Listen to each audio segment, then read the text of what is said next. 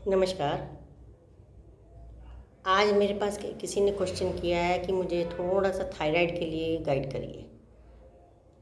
मुझे भी थायराइड है और 10-12 साल से मैं दवाई खा रही हूँ, लेकिन पहले वेट बहुत ज़्यादा था, अब थोड़ा सा कम है।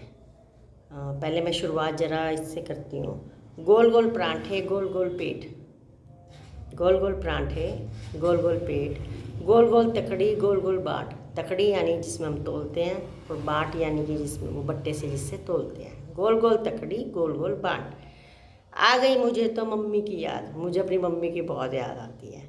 आ गई मुझे मम्मी की याद। मम्मी ने भाभी ने बनाए खूब परांठे, बहुत टेस्टी बनाती थी। मम्मी ने भाभी ने बनाए खूब परांठे, भर भर खाए मैंने 4-5।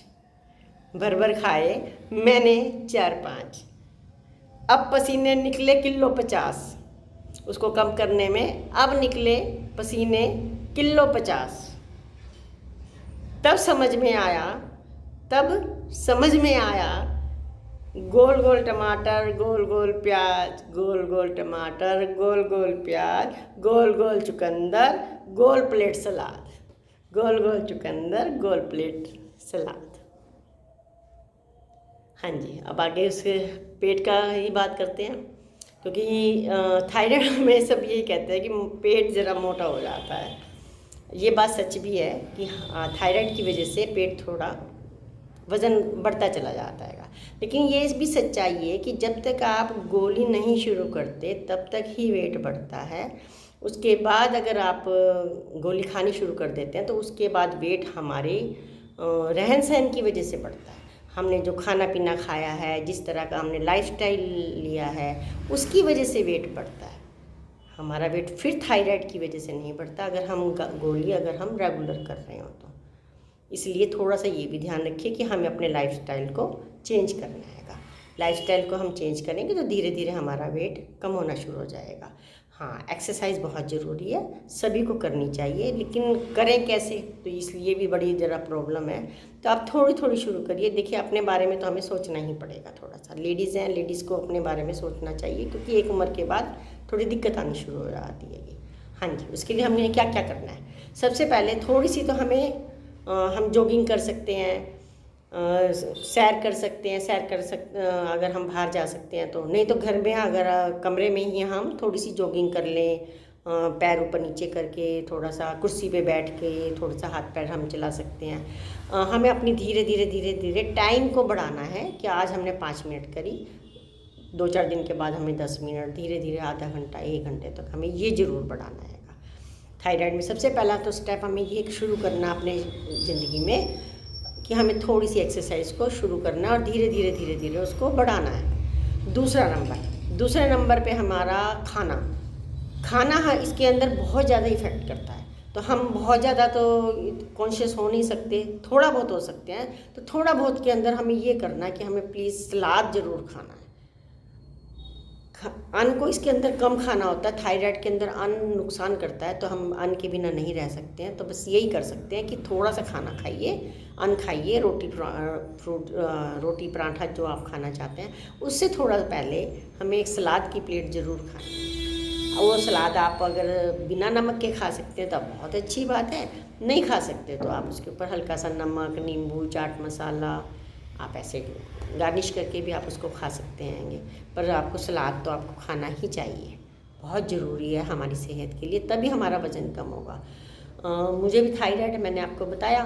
तो थायराइड की वजह से मेरा वज़न भी बहुत ज़्यादा हो गया था, पर उसको कम करने के लिए फिर मुझे तो मेरे को 20 साल हो गए हैं योगा सिखाते हुए, लेकिन किसी प्रॉब्लम की वजह से, ऑपरेशन की वजह से मेरा वज़न बढ़ गया था।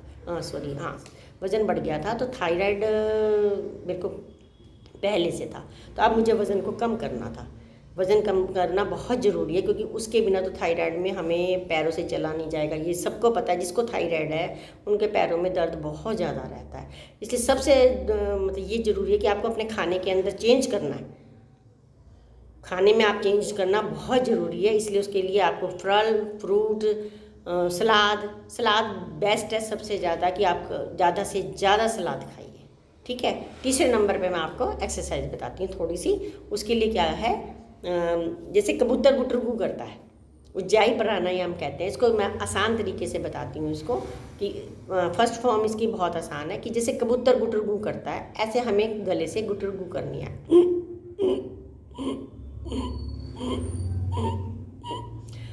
इसको आप सुबह भी कर सकते हैं, दोपहर को भी कर सकते हैं, शाम को भी कर सकते हैं, रात को भी कर सकते हैं। इसमें आपको कोई प्रॉब्लम नहीं आएगी कि बस खाने का आप थोड़ा सा इतना ध्यान रखिए कि 1 घंटा पहले या 1 घंटा बाद, इससे ज़्यादा की दिक्कत नहीं है।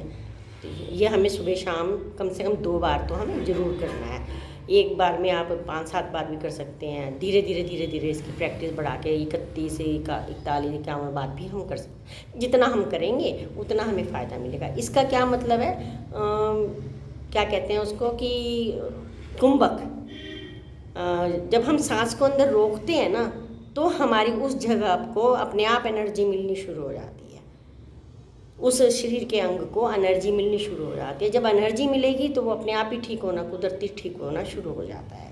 इसलिए हमें क्या करना है, सांस को अंदर की तरफ खींच के रोकना है।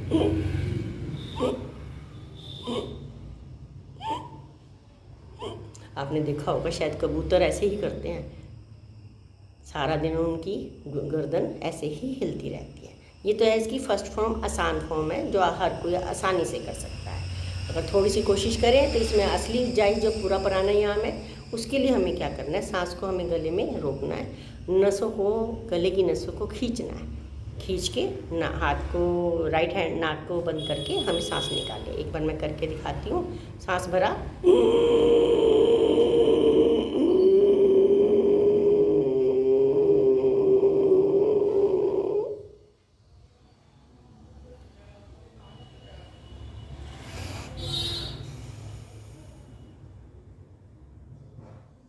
ओके।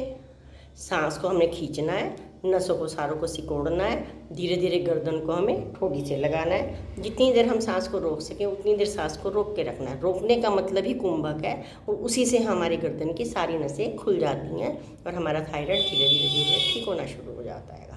इसीलिए मेरा वज़न घटना शुरू हो गया, क्योंकि मैंने इन तीनों चीज़ों को अप्लाई किया है।